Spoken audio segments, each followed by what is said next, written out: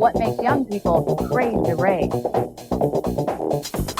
I'm curious what makes you so curious. In the beginning was the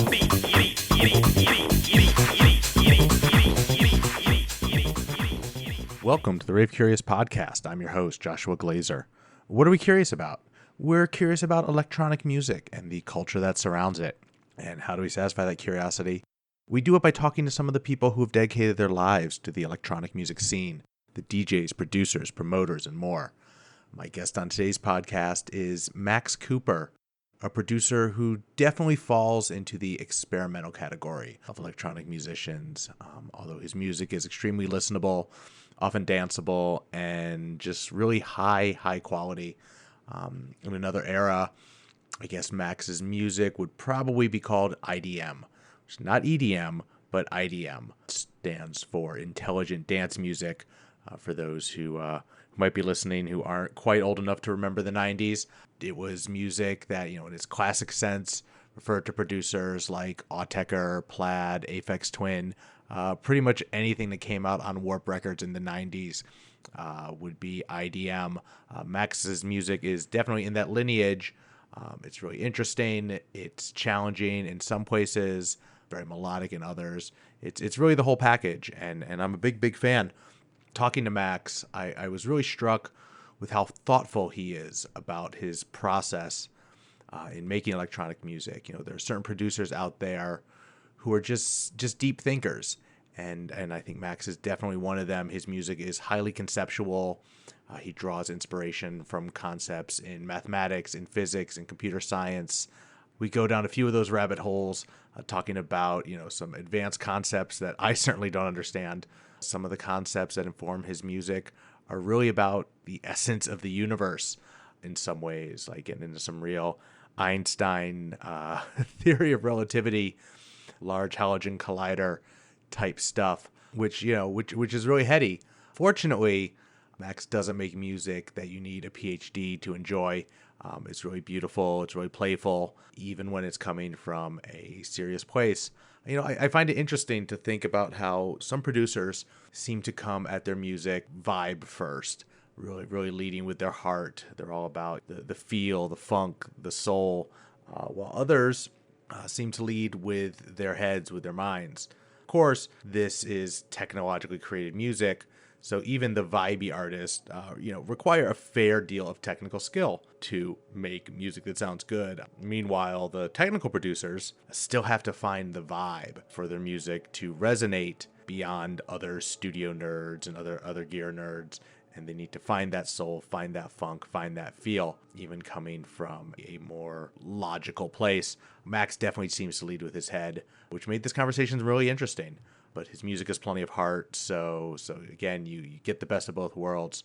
Anyways, it was an awesome conversation with an awesome musician. I really enjoyed my talk with Max Cooper, and I'm sure you will too. Quick business, if you are listening to this podcast while driving, while running, while doing something else, ignore this part.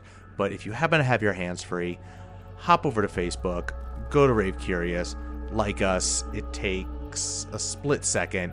And we're going to, we post, I think, cool stuff. We can have conversations. I'd love to hear back from the people who are listening. You can also do the same on Twitter, @Rave Curious. Subscribe either on iTunes or follow this playlist on SoundCloud, however you happen to be getting us into your ears right now. And yeah, that's it. So thanks for listening. And here we go with Max Cooper.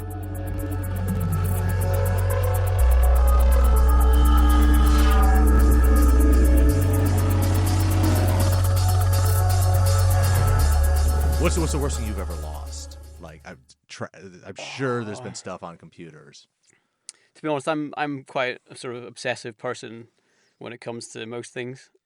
So I'm very much like backing up things every night, and like when I'm working on projects, I'm always making loads of duplicates, numbering them again and again and again. And I'm so sort of obsessed about these sort of things that whenever my computers have broke down or my hard disk have broke down, I've always had backups, and I've never had a serious. I think the worst. There's obviously been times when I've been working away on something and then lost a couple of hours of work, but I haven't had, touch wood, there's not been any big disasters yet. I wish I was better.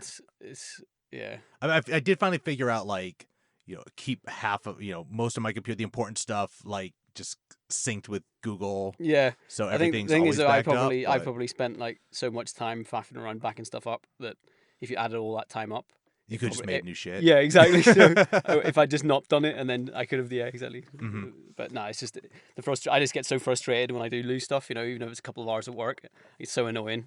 That I'm just like, okay, I can't let that happen again. I have to make sure, There's something primal about that. I mean, I remember as a kid, like if I couldn't find the exact cassette I wanted to hear, like it was just this.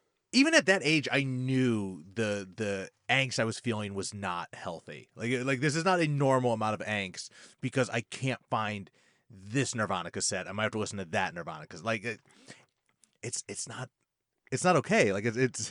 Yeah, I think with music almost maybe fuels obsessive behavior. It's like it's so structural and like it can be so perfect, especially when it's like techno music or something. It's like the ultimate, sort of perfection in sort of symmetries and in musical form and machines. And I think it definitely can fuel or appeal to people who are quite obsessive as well. And maybe that's what it is. Maybe it's but I'm not so predisposed that I actually like want to sit at a computer and make techno music for days on end. Like I'm happy enough just kind of like that's what it is. Music is it's symmetry in sound waves. It's like and it's our appreciation of form and like perfection in some sense. And I don't think there's too many people out there who will recognize that or who will say that. Well, that's or the interesting even, like, thing are about self-aware it. enough. That's the great thing about that. music, because people don't realize that when they're listening to. I mean, it's different when you listen to lyrics because lyrics are it's like more of a human thing. But when you listen to chords and melodies, your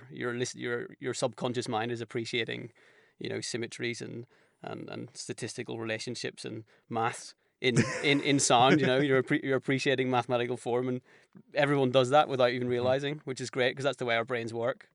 But we don't experience it on that level. We experience it as, I feel good or I feel bad or I like this or I don't like it. But underneath all that is all these interesting sort of structural things going on. So when did you figure this out? I mean, that's just music theory. I think that's just I've sort of come from a scientific background. I was studying science for a long time before I got into music, so I've always been interested in what's going on in the background, and I've always delved into these things like from the start and read about them and just tried to bring together those interests with my music whenever I could. So yeah, it wasn't anything I figured out necessarily. It's just information that's out there, but it doesn't often get expressed in that way. You've got the people working in the the research institutes who are interested in these ideas, and then you've got the people in the music industry who aren't necessarily interested in them until you tell them, and people actually.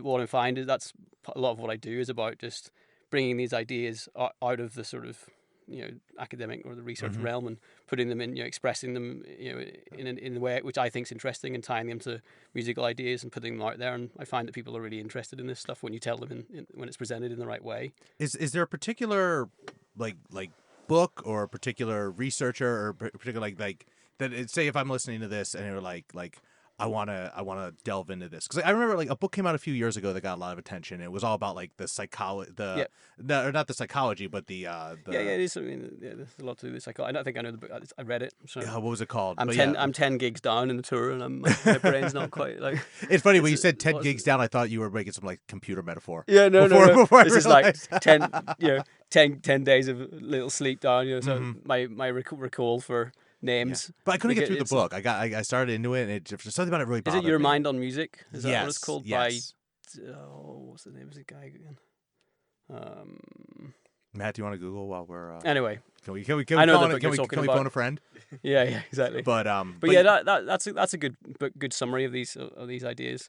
I mean, the thing, which the angle I try and do, which is a bit different, is for example, there's a couple of things I'm working on at the moment. The Emergence show is like a scientific idea presented in an audiovisual format, and then it's the story of emergence of everything around us. How simple laws and mechanisms can roll out over time to produce the universe and produce the world we live in, and that's why whenever we can then quantify the world around us and make sense of it because there's these sort of natural laws and processes occurring. So I use the story of the emergence of the universe and the modern world in picking loads of little bits along the way And then there's another project I'm doing where I'm using some scientific data to create audiovisual work.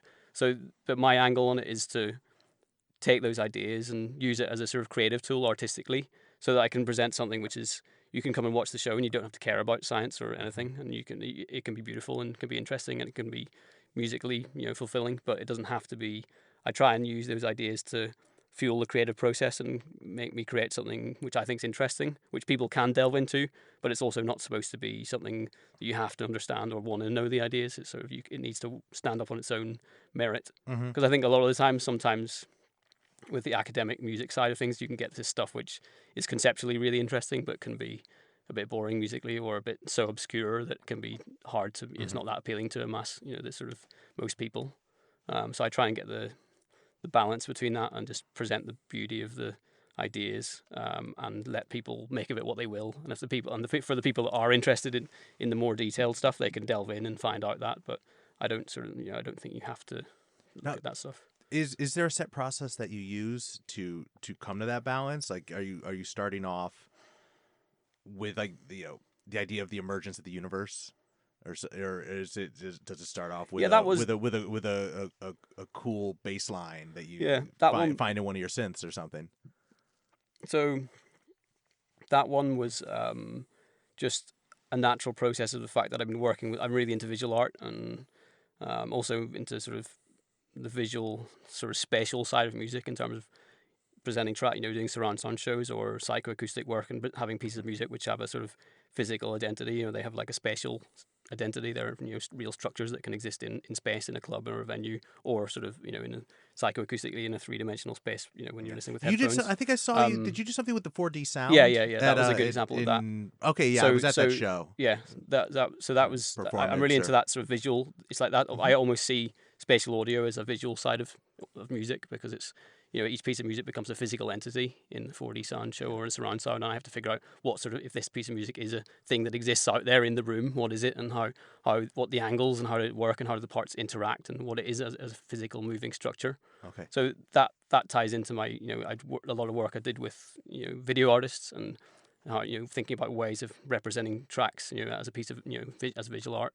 So there was these projects I did which just led me into thinking I should do a full-length live AV show, and I wanted to tie it to some my scientific interests, and there was already several videos of projects I'd worked in which already just naturally fitted into this emergence theme. So I thought, okay, that can be the theme, because it just already ties together some of my old work, and then it opened up loads of new doors for future projects. So a lot of the time, actually, the visual side came first. Really, that was it's the visual idea and the concept, and then I had to think about how I could turn that into pieces of music, and how I would look for different artists that find artists whose work I liked, and then ask them, can you make me this for me, or can you make that for me, to try and build each little part of the story. And then I would score the tracks sometimes to the video, or sometimes I'd have a track in mind and I'd send it to them and I said, okay, here's the track I want to have this sort of video, can you make me this to fit this track? And then they would say yes or no. And so it was a really sort of organic process of old work and new work, and different ways of working, and interaction, collaborations with visual artists. Right. And there wasn't, but the core was just was the concept, the emergence concept, and then building around that. So yeah, it's been a really fun project. But it's just it's. Were you working with? Was it with multiple visual artists, or just? Okay. Yeah. So I worked with probably 15 or so visual artists, and a couple of mathematicians. So some of the stuff I wanted to do for the show, based around the ideas, that I had this idea of this emergence idea, and I would think, for example, at the start of the show, I wanted to have looking at natural structures pre-physical universe. So it's like before the Big Bang. Obviously the Big Bang comes from something. What's before that? There's the natural laws and the things that really the core of what the idea of emergence is based on these sort of natural structures which exist independently of time and space and matter and whatever. And I was like, how can I? It's like the laws of physics, or is it? Yeah, it's sort of. I actually broke it down a bit more, even more fundamentally than that. So I was like, what's the most fundamental form I can think of? And I thought, okay, well, the structure of numbers is pretty fundamental.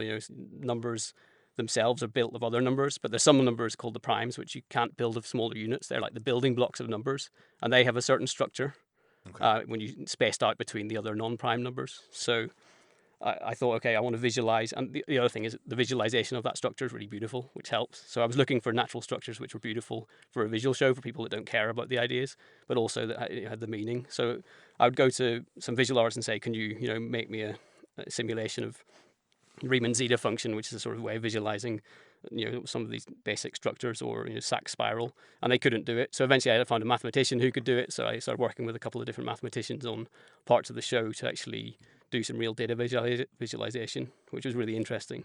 I feel like at this point, about half the audience who's listening to this is going, "Whoa," and the other half have completely turned it off. Yeah, no. As I said, you have to be careful I don't start ranting.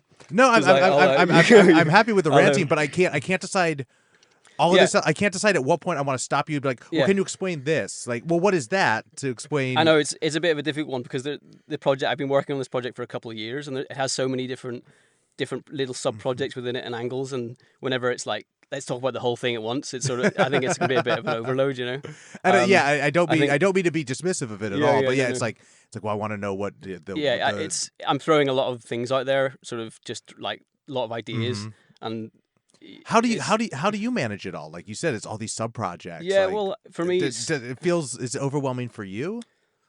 Not at all, no, because I've spent a long time thinking about each little bit and working on each little bit, so it's very much.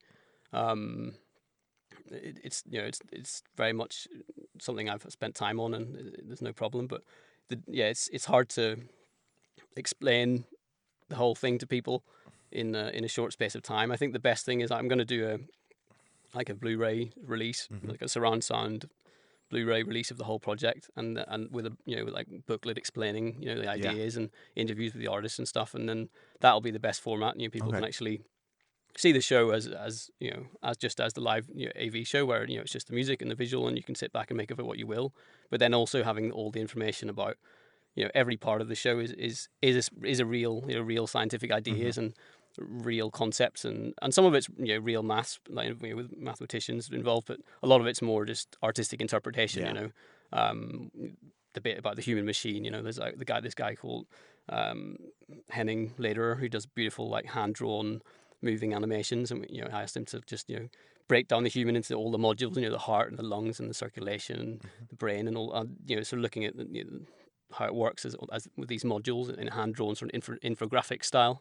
So some of it's more like that, and then some of it's more like the math sort of visualization. But there's a real variation of different sort of visual approaches throughout the show, which hopefully keeps it interesting. So how long is this show? Because I know on this tour, like you're doing some all night. Yeah. So the Emergence show is the AV show, which is about an hour and a half. Okay. Okay. The all night things are like DJ live sets. That's more like just me delving into my back catalog, playing my old favorite ambient tracks, and and then going to sort of releasing disco. And you're only doing one, or did you already do the one Emergence show here? Yeah, I did the one in San Fran, exactly. Okay. Which was. I'm releasing an album. Well, like I was just mentioning, that I've basically gone back to the project and made a whole load of new music and around the show, and then a whole new videos, and putting together this sort of this full length like DVD, Blu-ray, like movie release of it. Which will then, when I do that, then I'll delve back into doing loads more of those shows. But for the moment, I've been focusing more on. In Europe, I did the all night long tour, which was really fun, just where I'm playing a lot of 6-hour shows and being able to delve into all the back catalogue.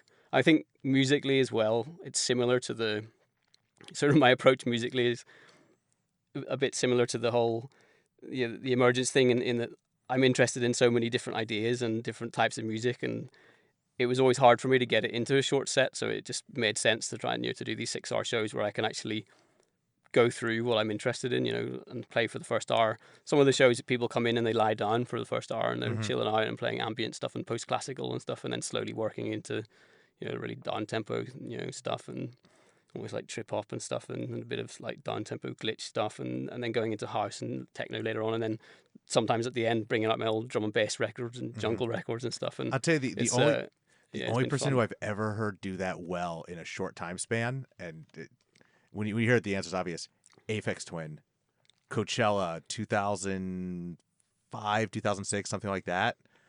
There's some shitty bootlegs you can find online, but he had I don't even think it was 90 minutes. I think it was 70 minutes. And he took it from like his ambient to some like early Mowax to strafe to like he literally just like it was like every and by the end it's the most insane crazy drum and bass, and people are like hanging off the rafters. It was like jet lands on the fucking tent, and it's the only time I've ever heard it done correctly, where it's like how it's really hard to do it in a short time. He fucking did it was like everything you could imagine, every thread you can imagine, going back to what Aphex Twin is, like what Richard James is, in 70 minutes. And to the best of my knowledge, I think it's the only time he's done that set, because everything else I've ever found online. That's the only time I've ever seen him. Everything else I've ever found online, totally different. Totally. He does. Like, I mean, the next time he probably played the sandpaper, whatever. For half an hour or whatever. And then, I don't think he's doing that anymore. But totally. Every now and again, there's those certain sets like that. I think that's it. Like, I think he's one of those people. He's gonna go and do what he wants to do. And he just this one time he's like, he kind of maybe like knew like okay, there's not gonna be a lot necessarily Aphex Twin fans, but he's like this is me. Yeah. There's also like an Odd Techer show. I think it's I've struggled with that in the past, like because I love all these different types of music, and I want to incorporate all the same as my productions as well. I mean, productions really range quite far, and I don't like sticking to constraining myself at all. But with short sets, that's when I've struggled the most. Sometimes is when I'm trying to, either I try and cram too many different things in, and I'm like, oh, it was too disjointed, or too, or I actually keep it more constrained, and then I feel bad afterwards because I haven't I didn't get to play this, and I didn't, and there's always, and also the people that would come to see me as well, because I've released a lot of different types of things over the years, that there's always some people that want to hear the downtempo glitchy stuff, and there's some people that want to hear the more techno stuff, it's. I think, the long sets definitely suit me better. But the funny thing is, I think you can always tell that it's you. Like, there's certain, maybe it's just like certain effects or certain. Yeah, I've got certain there's a thread. Certain things in your palette. Yeah. That tie it all together. So when you're doing these long sets, is it all your music or no? No. Okay. So I'll play a lot of my old back catalog stuff, and plenty of new things as well, but probably 20% my own stuff, and then 80% other people's. Okay. Something like that. So it's.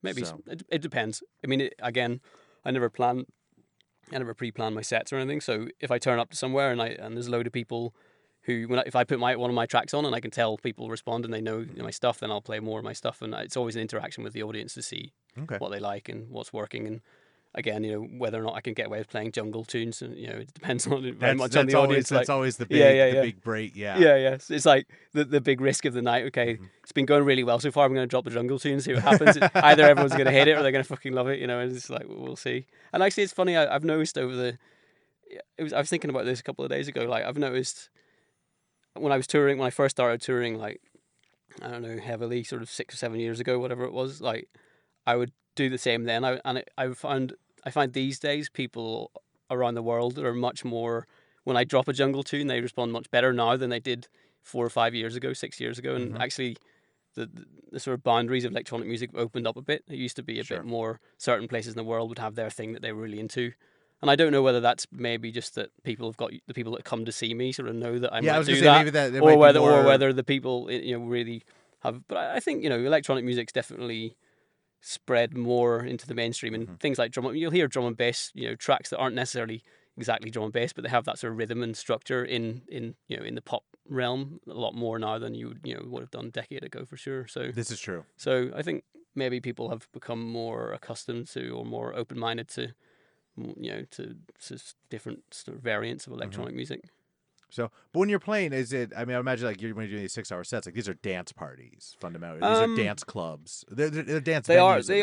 They are dance clubs. But the good thing is though, because I'm playing from the start of the night, there's no one playing before me. I can start off playing an hour long of ambient music, and people come in and lie on the floor or whatever, or sit down and chill out, and that's worked for me quite well. So yeah, I think. But they are dance clubs, so later on it will get more dancey later. Is it hard to find venues to do these kind of things? Because I'm thinking like, because so many venues, even though there's like this whole name DJ thing, there are performers on the flyer, on the poster, on the whatever. There's still a lot of clubs that people go to because it's the club. It's the social environment. It's just that. Is it a challenge finding places? I guess maybe we'd have to ask your booking agent. Yeah, I was just going to say, I don't think so. I mean, a lot of the shows I've been doing are the same sorts of venues that I would have been playing anyway. I think if anything, they're it's not that hard to find it because it's an easy lineup for them to book in. You know, they just True. book one person and it's sorted. Yeah, but I guess it's like something happened I guess probably 15 years ago now, where it's like a lot of the interesting electronic music had to go into concert venues, because a concert venue is strictly it's a blank slate, and whatever you put in there, that's what it is for the night. So it can be punk rock venue one night, it can be electronic thing the next night. But what it was lost a lot of there is the clubs are built for dancing. Yeah. No, I agree. I mean, I think I've always done quite a few concert venues because of my range of music, and because I don't really fit into a particular genre very easily, or a particular label crew, or I sort of just do what I want to do, and I don't really fit easily in. There's a lot of the time over the years, promoters said to me, they want to book me, they don't know where to put me, who playing with who and what. And actually, so over the years, I've done quite a lot of those concert type venues, places where, so I'll do clubs as well, but that it's been sort of just a continuation of that, really. Yeah, and you're playing here in LA this weekend, right? Yeah, and I'm playing. I don't think tomorrow they haven't announced in the venue. Costa Mesa, LA Cave. Is it La Cave or LA Cave? Anyway, I don't know. LA Cave. Yeah. They were written down. Yeah. So, and then LA on Thursday at Subtract. It's private lounge. It's like I think it's like an small like invite thing, with a really high end sound system. Yeah, I've heard of this place. Is this the place in Glendale? Maybe I don't know the city well, so I couldn't. I don't either. Where are you from? Well, I grew up in Detroit. I lived in LA for about 8-9 years. Then I spent 4 years in Berlin, and I just moved back to LA 9-10 months ago. Okay, yeah. So, 10 months, whatever. Less than a year ago. How are you finding the Berlin come down? It was tough. It was really hard. Great. I mean, it's just It was really hard going from living 10 minutes from Berkheim. Yeah. To being here in LA, where there's a lot of stuff going on in LA, but it's a long drive. I don't like going out at night. I'm lazy. I'm old. I don't want to be in a club all night. I'm more I'm more apt to want to go out for a few hours on a Sunday afternoon, which there's a little bit of that starting up here. There's a couple people doing parties that are actually working with that. Would start at 3 p.m. on a Sunday and go till 10 p.m., which is ideal because I just can't stay up anymore. I live in a house with dogs. It's we're up early and we're doing stuff. Yeah. So you can't walk your dogs and then go to Panorama. Exactly. Yeah. Which is unfortunate. It's a shame that more cities don't have, but I think places are catching on. I think more and more, and I don't know if that's just an effect of maybe the fans getting older. I think that's a lot of the even in Berlin, people talk about oh man, the parties just go forever. It's yeah, they do, and yes, you can take speed for 3 days and stay up, but there's just there's also an entire audience that wants to go out, but just for physical, mental, logistical reasons can't stay out all night on a Saturday night, so they'd rather go out. Yeah, that's part of the reason I've been also part of the push I've been doing towards these. There's the Emergence visual show, and there's also a new installation project called Ether I'm doing, which is a collaboration with an architect. It's like a 3-dimensional sort of laser surround sound, and then laser mapped onto thousands of little strings, and you get these little points of light, and you get these really beautiful, complex sort of 3-dimensional, almost like holographic laser field images, which you can walk around and stuff. But part of the push for me doing these shows like that and Emergence is that I can do some of the shows for Emergence. I'll often do sit down shows. It'll be like a concert hall, and I'll play at 9 p.m. or something, and 9 till 10 or 10:30, whatever it is. Do you got my number, man? Home before midnight and seated. Yeah. I'm so down, dude. Exactly, and you can sit and listen to some techno, and it's I mean, obviously, I'll play more of a ambient, or I play more downtempo and more experimental for those types of shows than I would in a techno club. But Emergence is much more suited to festivals or those types of audiences, and playing gig slots. Playing like 10 to 11:30 gig slots or whatever, live slots. And part of the push is that I really enjoy the 7 a.m. sort of mad sweaty techno parties, but also I quite like, you know, being able to play an evening slot and then, you know. But I'm kind of like, why can't we have mad sweaty techno parties at 7 p.m.? Like that. I mean, that's what Berlin has to an extent. It like does. that's what, Well, yeah, it has at 7 p.m. the next day. Yeah. So, well, sure. but it's still the mixture. I think you need the people. You that need have a been certain up all amount night. of people who have been up all night. Yeah, yes. exactly, to make an authentic mad sweaty techno party. You know, I think. I think you're right. I think you need that mixture. So you need to have relaxed licensing laws or whatever to allow things to run. True. So, but some of my favorite ones as well actually have been where I've been playing like a sit down concert hall, and then it's all started getting a bit loose, you know, and people started getting up and dancing, and then you have some like streaker running through the stage or something, you know, in some classical concert hall or something. Okay. It all gets a bit crazy. Those are brilliant, you know, because where did this happen? That was in Brussels. Okay. Yeah. So it was, I really like that sort of. I guess it's how electronic music is sort of developing for, you know, people as they're getting older, and they're still really interested in it, but they can't, as you're saying, can't necessarily. They don't want to stay up all night because they've got things to do. So yeah, I could dance all day. I just can't dance all night. Yeah.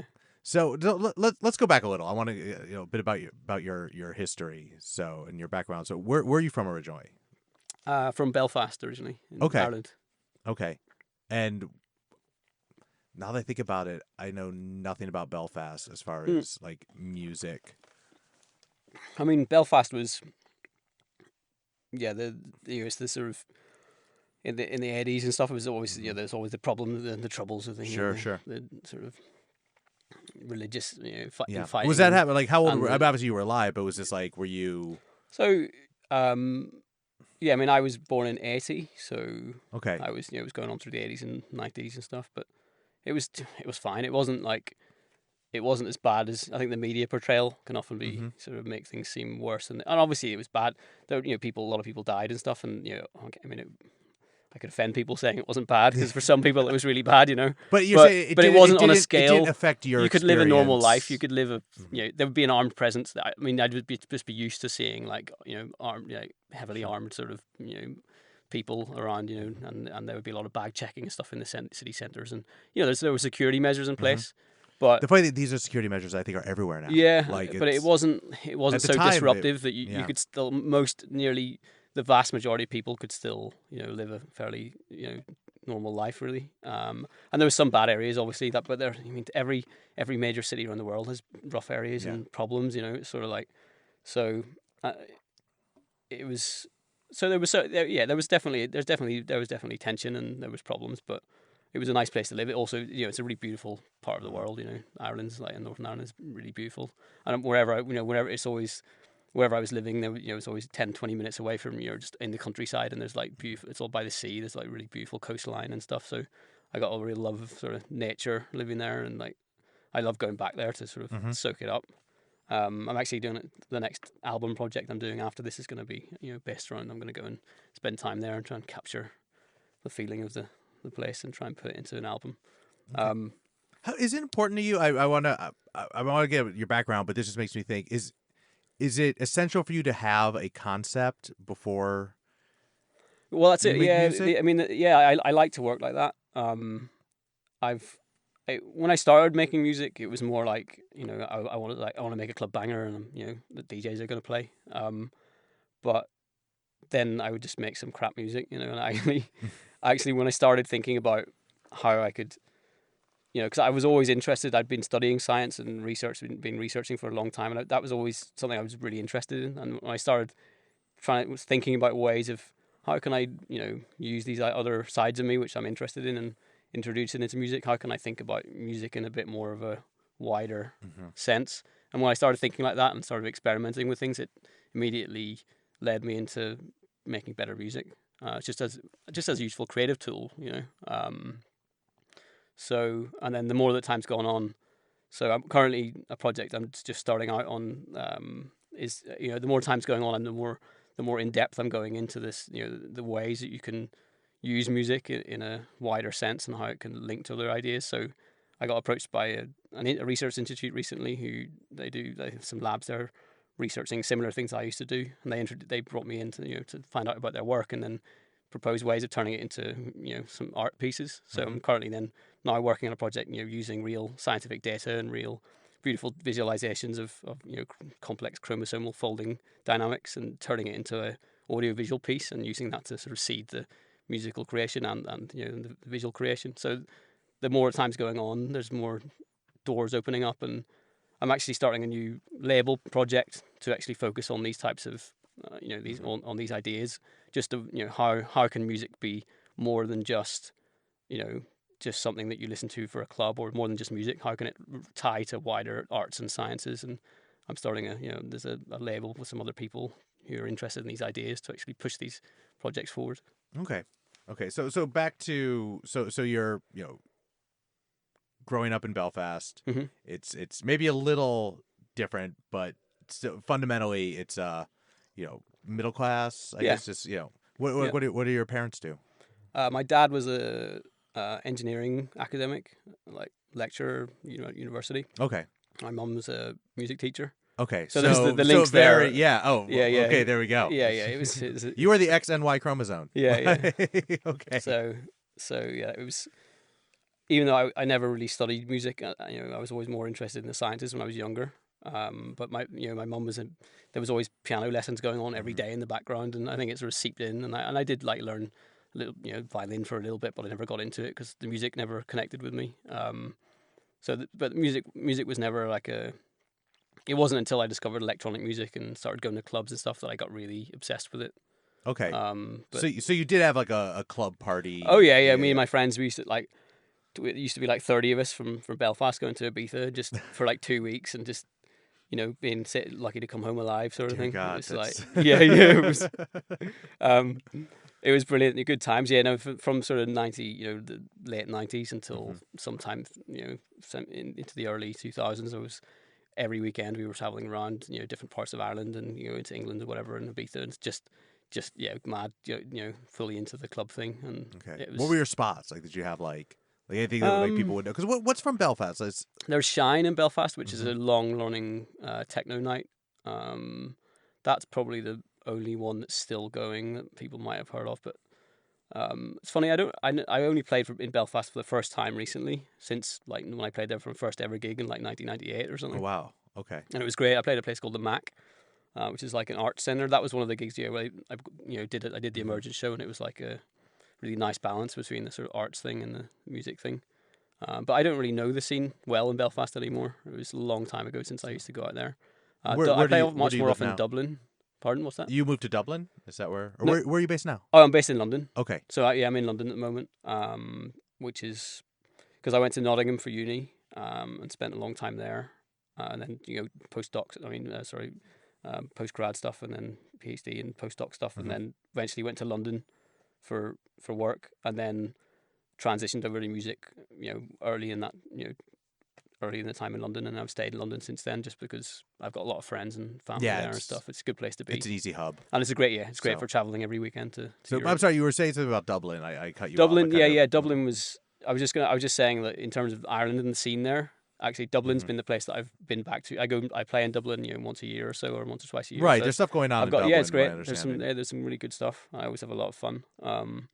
But Belfast scene, I don't know. I don't know well at all. It's funny actually. I don't even really know the London scene that well. It's like one of these. I live there, but because I'm always traveling, and I probably know Berlin better than I in terms of the music scene than I do London almost. Okay, so you're studying science. You're getting it. You're doing science during the day. And what kind of science was it? If I recall, it's genetics. Okay. Yeah. So it was. I used to have I have to have my cells and growing things and stuff, and they'd always die, and I wasn't very good at it. So it was. I found that I was good at the ideas and bad at the. Because to do like proper science in a lab, you have to be really organized and on it. And if you go out on a Friday, Saturday night, and you're a bit hazy, it's sort of like it's not. It doesn't really fit. So actually, the thing I found was a really good fit for me was just the theory side, and I went into systems biology, which is making writing code or writing programs which simulate biological systems. Okay. So I went into to that, which is more maths and programming based, as computer science based than it as Nothing it is. you can actually kill. Yeah, exactly. Okay. There's nothing, and you can pick it up at any time, and it'll fit around the work. When the code runs is sort of when you choose for it to run. It doesn't have a life of its own, independent of you. Right.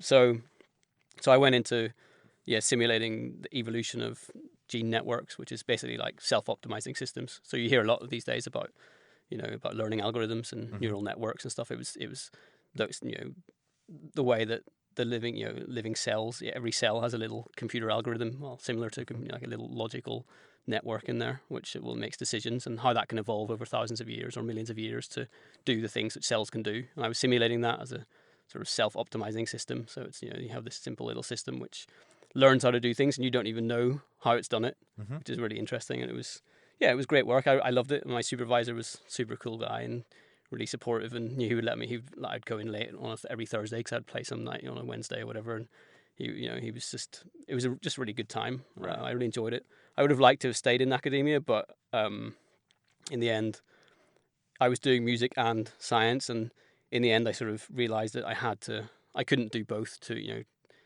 like for a real career. I had to actually drop one of them, and I wasn't willing to drop music, so I sort of just had to. I was like, okay, I'm going to try and do music full time for a bit, and if it doesn't work out, then I'll try to go back to science. But as soon as I put 100% of my time into music, it really sort of started. And that's when working. you said, what, 7-8 years? That was probably 2007, 2008 was when I made the transition. Almost 10 years.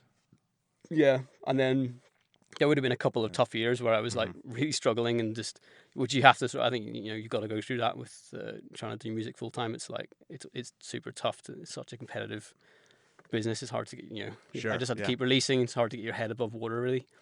So there was a couple of a few tough years, and then I started touring really heavily, probably in 2010. So it's been then now it's been 5 or 6 years now of pretty full on touring. And where were your first records came out on?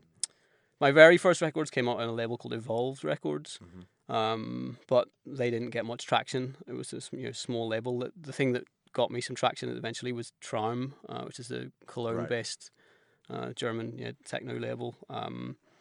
Those were the first releases. I think I started releasing on there 2008, maybe 2007, start of 2008. So then it was I did a couple of years of EPs on there, and then things were pretty solid. So and who were your, I don't want to say like your inspirations, but who were your peers at that point? Who were, because I feel like now I have a hard time like contextualize, like there's so much advanced music. Point, you get to contextualize people by the label they're on. Or by, like, At that point, it was very much like the Minologue, Extrawelt, Dominic Olberg. Those were the guys that were, the bigger acts on that label. And Riley Reinhold, the label owner, he was great. Really, like he sort of at an early stage got me to remix those guys who were really established, which was a big help. And he also really pushed me in terms of, he would encourage me to work with concepts. He was like, I want you to work with concepts, and like push me to like link my other interests together. With the music. Okay, so is that where it came from? I was already, it was something that I was already doing, but he encouraged it a lot. Okay, was Riley Reinhold, was he Triple R? Yeah. Okay, exactly, right. Yeah. So he was connected with Thomas Brinkman back in the day, and those guys were. Yeah, he goes back. He goes back a long way. Exactly. I remember him. Was it him? I think it was him. Because then he also was like doing stuff with Compact, and there was a point where like him and Michael Mayer were playing in Detroit like every other week. It felt like for like a 6-month period, and then that was it. Like no, he's been around. Right, he's had a lot of knowledge and done a lot of interesting things over the years. Mm-hmm. So he was great. So we did a lot of work together, and then eventually, as all things go, eventually it was for me. I could see the sort of techno world closing in around me a little bit, and I knew that it wasn't, my interests were outside of that, or I wanted to be able to do my own thing and not be, having to play techno parties all the time.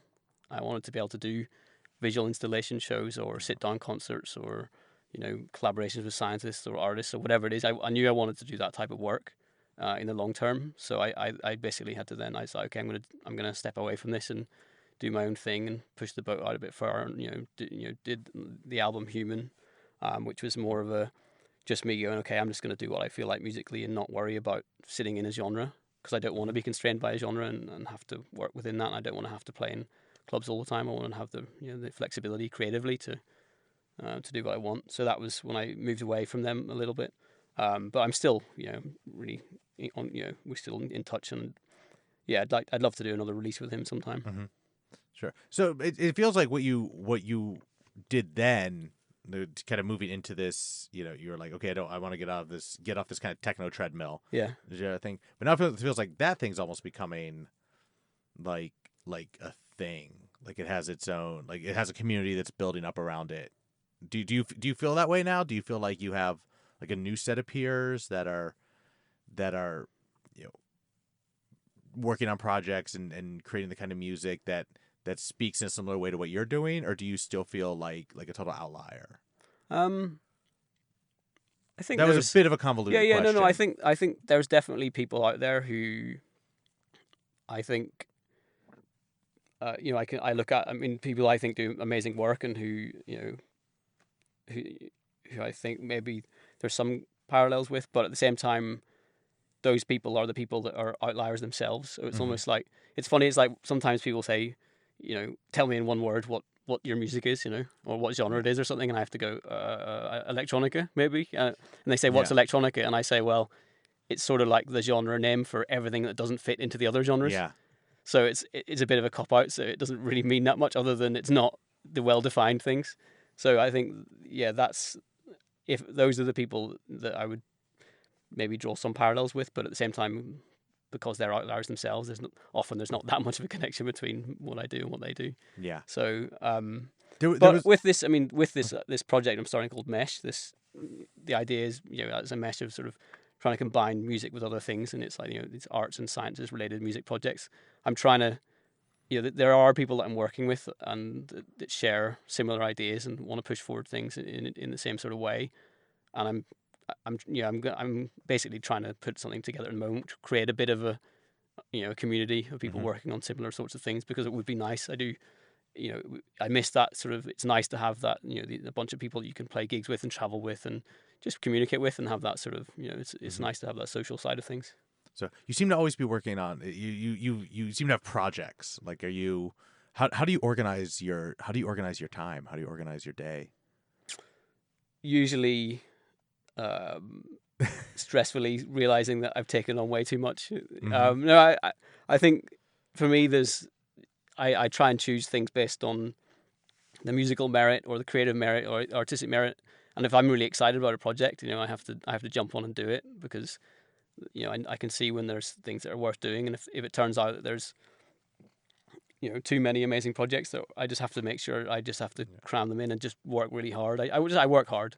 So my day is, I get up and I spend probably the first half of the day, on phone calls and doing admin. There's a lot of admin stuff and planning and meetings and that sort of stuff. But then I'll start doing some studio work, and generally I'll work late into the night. I do most of my best music late at night when there's no phone calls, and Sure. And then so I'll do that Monday to Thursday, and then Friday to Sunday I'll be traveling for gigs.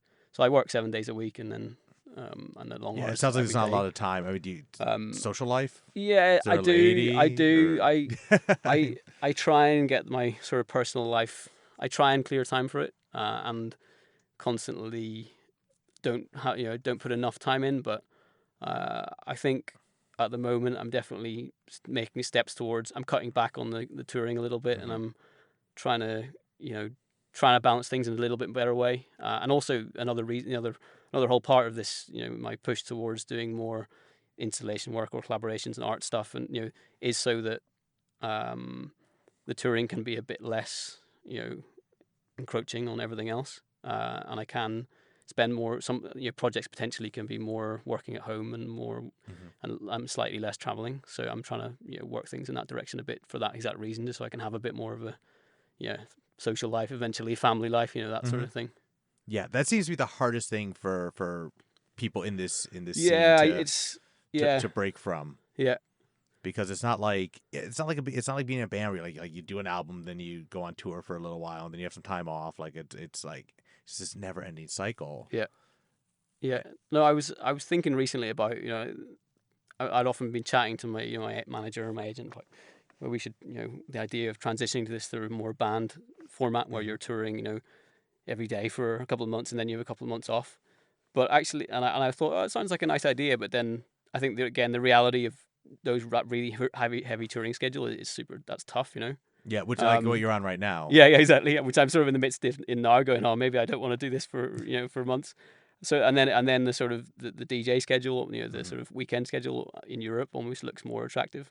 So I don't know. I think I guess that's true, because then you can be at home getting stuff done the rest of the time. Yeah. Are you can you work while you travel? Yeah. I've had to learn how to do that. That's been part of the, just because otherwise my productivity would go down too much. I find the Bose the noise, or just generally noise cancelling headphones are really handy for just, you can work on lows while on a flight, and it's quite possible. Yeah. There's certain things obviously I have to do in the studio, but then I'll always set things up so that I can do work while I'm traveling. At the moment, I've been just sorting out loads of video edits and making stems, and just sorting out the album content. So I'm working back and forth with a lot of video artists at the moment.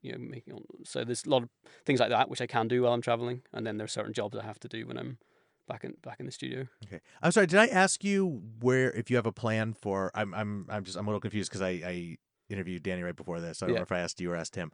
Do you have an outlet for this Blu-ray project? Do you have a? Yeah. So this mesh project which I'm starting is going to be it's specializing in these types of music tied to wider projects, and I'm going to do it on there. I've got I've got in the background, I've got a really great distributor who are going to run the campaign and run do the logistics and a P&D deal. Is that what it's called, right? Production and distribution, or whatever. Yeah, so is that what it's like an invisible label that actually does all the label work. Exactly. I don't the technical terms are Sorry. I don't know why I did that, but yeah. It's that sort of exactly. It's like it's basically like working with a normal label, but then the front is presented as my thing, and then I have full creative control over everything, and I get to which is nice. So because that was one of the things I've just been looking at a lot recently, which was with the new album, as to whether to go down the traditional label route or whether to do this my own thing. And there's been a lot of thought and debate about that. And in the end, I just decided I've got so many different projects happening which have this thread that ties them together. I was like, I should bring them all together in one place. And also, there's one guy in particular. There's a producer called Rob Clouth. He lives in Barcelona, and he does things on a whole nother level. Like in terms of he writes pieces of software for music production, and he used to be a physicist, and he's a really talented creative thinker, and his music is mad. It's like super detailed, really rich, beautiful, like production. Just in my opinion, he makes the best stuff out there. And I've always said to him over the years, if you ever want to do a label project together, I'm up for it. And finally, he was like, yeah, he's been building all these special tools using. He's really into his learning, algorithms, and he's been building these special tools and this new system for this crazy concept of an album, which will come out in good time. But he said he wanted to do the project together, and that was another thing that made me think, okay, now is the right time to do this. Right? Because who put out Human? That was on Field. Right? Okay. Yeah. So I guess it in a way it matters more now, like because again we were talking about like having your crew, being part of a community, but also doesn't matter at all because as long as the music gets out there, and if you have a fan base. Yeah, I mean that was the other thing for me. Really, it's just I know that people are there that want to hear it, and that I can get it out to them as long as I can invest the money into the promotions and actually getting people to so they're aware that it's there. I think that it'll be fine. And that was another reason I decided I didn't need to go for the traditional label route, because I wasn't in a position where I needed to do that at the moment. You didn't need someone to like front the cash. Exactly, sort of exactly. And the people, if I can just get everyone on my Facebook page to be aware that it's there, it'll be fine. So you have to pay for exactly, that now, which you can't do anymore anyway. So only like 1 in 1,000 gets to know anything about me. So Yeah. So they really just I just had this conversation with Danny. It was like it really just as far as for usefulness with music, it's just like everyone just abandoned it because it just fucked it. Yeah. You Well, know? they just want to. I mean, it's a business, isn't it? They're just trying to Sure, please their sure. investors or whatever, and like extract the cash. But Yeah. I don't know. I was doing some like paid Facebook advertising for some electronic music brands like a little over a year ago, right before I left Berlin. And yeah, it's just like, on the one hand, it's like, it's nice to be able to see some control over like, well, if I put this much money towards it, I get this many RSVPs and I get this much ticket sales and I can now start to see, the dynamics. But at the same time, it's like, I have 30,000 fucking followers and only 300 people saw this. What the hell? Yeah. I think everyone's just, you can see why they're doing it, but you can also see why people are annoyed, because I think over the years, like, everyone's put so much effort into their pages and like, they've made the site by making the content. That's what everybody says. And it's like so. But who so was you can it? see why That was Future Shock. Who's the author? Do you know the book? The Eight from the 80s. I want to say, was it Tolfer? Albert Tolfer. We got the Google going. Yeah. But last one was Daniel Levitin, by the way. Oh yeah. Okay, that's the answer. What was Daniel the question? Levitin, exactly. This is your brain on music. Oh, the book. Yeah. Okay. Yeah. That was the last one. Yeah. Daniel Levitin. He's great. and He's really good. The new one was it? I always get it. No, Tolfer was the guy that came up with the word techno. That was no. Shit. Alvin Tolfer. Yeah. Alvin Tolfer was the guy who came up. Shock. Future Shock. There you go. You got it. Who came up with the term? That's where the Detroit guys got the word techno from. But he's also the one that had the idea. I think it was him who had the idea of prosumers, right? It's like professional, like people. The people who are creating the content are also the ones consuming the content. So, and that whole concept of like that as an economic model that he talked about in the 80s, and it's completely what happened now. Yeah. Except it's questionable who's reaping, who's finally getting the the financial benefits of the prosumer model. Yeah. The third parties who have the infrastructure, which everyone else is using. Ultimately, it's Sprint and AT&T and O2. Yeah, exactly. And that's who really is making the money. But yeah, part of on that whole sort of general way of thinking, part of this project I'm starting on with the Emergence album and the other projects coming is, and the people that I'm working with are people. There's people from game developers and people from app companies and there's people who are interested in learning algorithms and sort of new computational methods for music and visuals. I'm really interested in just experimenting with new ways that people can consume music and what music is, because you listen to music on your phone and your phone's a computer. There's no reason the track has to play from A to B in a linear fashion in the same way every time. Things can start to become a lot more creative. And the artist can act as someone who is curating the experience that you're interacting with the music and the visual or whatever it is.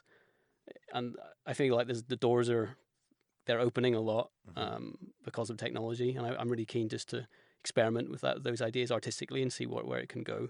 So that's another part of the reasoning for doing this project, is to just try and push forward and find something new. Yeah. Are you messing with VR at all? Yeah. That's the fucking word. Like since I moved back to Hollywood, all anybody wants to talk about is VR. The project with the Babraham Institute using the scientific data, the chromosomal folding data, that we're looking at a VR option for that, because Andy Lomas, who's a really amazing artist, he's a mathematician that builds these crazy like cell growth models. He's delving into the VR thing as well, and we're writing he's working on the visual side of this new project in a platform which can go across to VR. So we're looking into whether we can release it in a VR format. It really just depends on. There's been a lot of this, VR is going to be massive next year sort of thing, and then we're never sure whether you should invest all this time and money or whatever into this project, and then are people ready for it? And I think it seems like actually, it feels like the now tools maybe are finally there. Yeah, like, maybe like between with the Google Cardboard and everybody has their phones. Yeah, well, that's it. That's it with the phone things, and I think maybe finally. Yeah, finally Coachella did a really smart execution with it, I think, this year. Like, because everybody who bought tickets actually came with, it was basically a customized Google Cardboard set. Like, came with every ticket that anyone bought to Coachella, and they had some like pre-programmed stuff that you could like check out, It was really cool. I'll tell you what you don't want to do with VR is you don't want to go on a fucking roller coaster. They just opened. I just went to Six Flags last week, and they just opened. What, you go on a real roller coaster? It's a real roller coaster while you're wearing a VR headset. Puke fucking city, man. Yeah. Dude, I got to tell you, it was. I have one experience of similar to that, which was also Puke City, which was a backwards roller coaster in the dark. And that was nasty. I mean, I was like just white as a sheet, sweating, and like on the brink of barfing everywhere. But I held it together. Luckily, I had a total disaster because I don't know if you happen to know Mark Schneider from Word and Sound, the distributor out of Hamburg, but he was in town. He's the one that was like, "Oh, I want to go to Magic Mountain. Let's go do this." And it was we get there and it was like the first roller coaster, and we were like the first ones in line. We're just like, let's just go. It just opened, so we're like, let's just get this thing out of the way. And you put the thing on, and you're sitting in like a space dock, and I gotta say the quality's not great. It's like Last Starfighter quality digital rendering, like. And we're sitting there, and I'm like, whoa, and you're looking around the launch bay, and you're like, this is really fucking cool. And then I had that moment where, like, he said something to me, and he was sitting to my right, and he said something to me, and so I turned to my right to say something back, and he wasn't there. And just that disconnect with reality, and I had that split second where my stomach went, oh? Yeah. And we weren't even moving yet. And I had that just long enough for me to think to myself, I might need to get off this roller coaster. And, like, right at that moment, it starts moving. Oh, no. Then we start going up the hill, and I hear him next to me going like, whoa, whoa. And I'm like, I'm not moving. I'm still in the park. I'm still sitting in this parked spaceship. And I'm like, are you moving right now? He's like, oh, yeah, it's incredible. We're about to launch. I'm like, my shit's broken. I'm completely, like, I'm not, like, But could you still turn your head and get, it was... Yes, I can turn my head around. It's as if I'm sitting still. It's just the ultimate disconnect between the... Yeah, and then we started moving. Like, at one point, like, you get up the hill, and then, like, it turns, it does a 180-degree turn, and in my visual field, I spun around, and I was staring at the back of the chair. The back of the spaceship chair. And I'm like, this is so bad. And oh God, it was so awful. And we got off, and I stumbling. I'm like, oh, I'm so sick. This is so not a good idea. And we go and we hand them the goggles. I'm like, these are broken.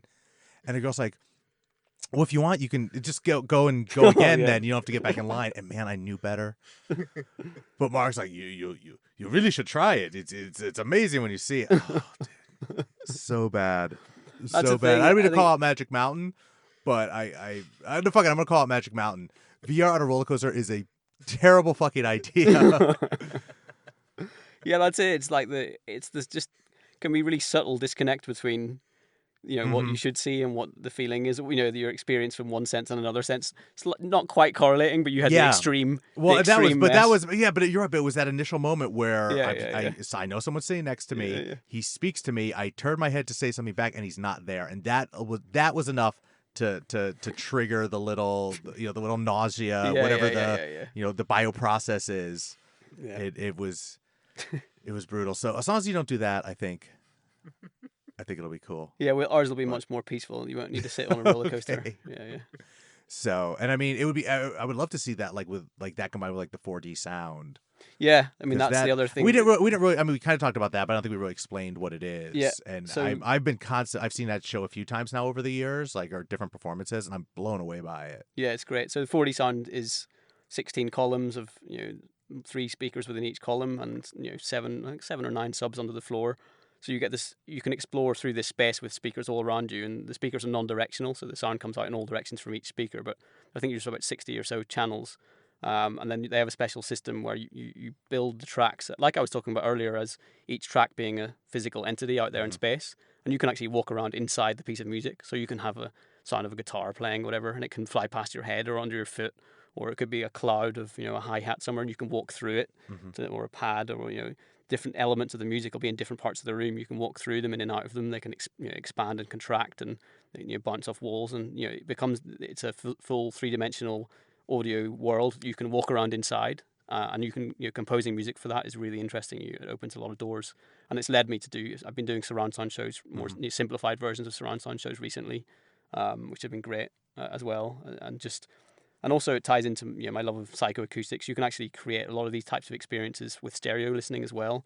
You might. I was just thinking about that. Somebody did something last year where I remember trying on these headphones, and I was like, it's like these are just stereo headphones. Like, Yeah. there's nothing special going on here. But Yeah, and then- somebody has a new effect that they figured out something where it's like you feel like it's Yeah, so- three-dimensional sound. Exactly. So that you can you can do it. There's two ways of doing it. One is to, which I often do, which is to go out in a real space with little microphones inside your ears and record the sound of a real physical space, and it captures how the sound gets filtered going through your ears, how it gets affected by your bones in your head and the shape of your ears, and all these signals get put into the sound and recorded. And when you listen back with headphones, it actually your brain picks up on those signals, and it gives you the experience of things being above or below, and you get a full three-dimensional field.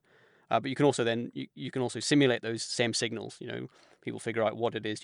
How you have to filter the sound in the right way, or delay the signals slightly, and as they're hitting the different ears at slightly different times and things like that.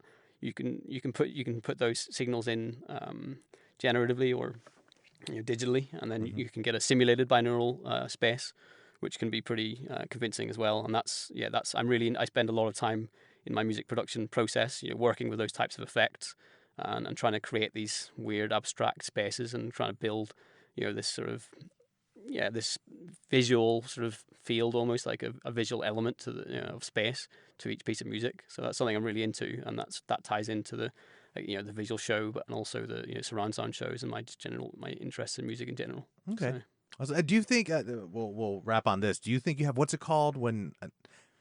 Synesthesia. Yeah. Do you experience that? Do you think it's part of the process, or is it more like you just you have enough of an understanding and you can look at the cool 3D mapping software for the 4D sound? I don't. I have a little bit of it, but not nothing extreme. Okay. I just get a bit obsessed about my clips being the right colors and stuff like that. Okay. Which is, but I think but the spatial thing, it's more. I mean, science. My background in genetics, in particular, was always very visual. I was always a very visual person, in terms of the way I think about things. And science a lot of the time is you're imagining these three-dimensional interacting elements and parts, and how these systems work as a little machines, and in an abstract sort of way. And that visual way of thinking just lends itself to spatial audio and how you can work with surround sound, and it doesn't require any crossover of senses. I think it's natural for sounds to come from different parts of the space around us, because that's the world we live in. But I think people just don't. A lot of the time, people don't realize how powerful that experience is until you actually. I mean, have you tried the binaural hairdresser? No. What's this? So if you go on YouTube and you type binaural hairdresser, Okay. and then you put it on your headphones, to close your eyes. It's a great trick for playing on your friends. Tell them to. It's better if you've got some decent headphones. Make sure they close their eyes, and then just let them experience it. And it's someone. Just like someone cutting your hair, and it's just amazing. Like it's the clip of freaky. the scissors And feels. you get a bit of experience of how powerful the hearing is in our awareness of the space around us. I think a lot of the time we put too much emphasis on the vision and the way things look, and you think that's your awareness of the space around you is so based on your vision. Yeah. But actually, when you take that away and just focus on the sound, you can actually realize how much of an impact that has. So it's a really powerful tool for arts and music as well. And what is it? I read somewhere or saw somewhere that's like you're only picking up 20% of your visual field. Like the mind's only processing 20%. And actually, when your eyes are moving, you're not processing any of it. Yeah. Like, well, that's it. Yeah. 90% of what we're seeing is just what our brain is kind of filling in. Exactly. Yeah. Your brain just picks up on there's someone sat there. There's a bottle. There's the table, and it builds what a table is and puts that in almost without you. You don't actually look at the table and figure out all the little bits. So they have these famous experiments. Living in a simulation. They have these famous experiments where they have someone looking at a certain scene, and then like a big pink gorilla walks through or something, and they don't see it because they're not because they're focusing on something else. And you didn't see the pink gorilla? Yeah, and they deny that it could have been there until they show the footage back of them watching it, and it walks through, and they're they can't believe they didn't see it. So yeah, the brain, most of what you experience is your internal model rather than your senses. Yeah. So you can play with that internal model and make some really interesting effect. Which is, I think, what you're doing. That's the aim, ultimate and that's goal? very much Right. exactly very much the aim. Is just I love that immersive. I'm really into that. Just creating this warm, immersive, wrapping up experience of being inside music and sort of the ideas and the visuals, and just it makes the whole thing more powerful when you have access to more senses and using these tricks. Perfect. I'm glad we got that figured out in just over an hour. Yeah. All right. Thanks a lot, Max. Thank you. It's been good to chat. That's it for this episode of the Rave Curious Podcast. We'll be back in 2 weeks with more conversations with key players in the electronic music community. If you like what you heard on this podcast, let us know. You can give us a shout on Twitter at Rave Curious. You can also like us on Facebook, Rave Curious Podcast. And of course, subscribe on iTunes to make sure you never miss an episode. That's it. Thanks for listening.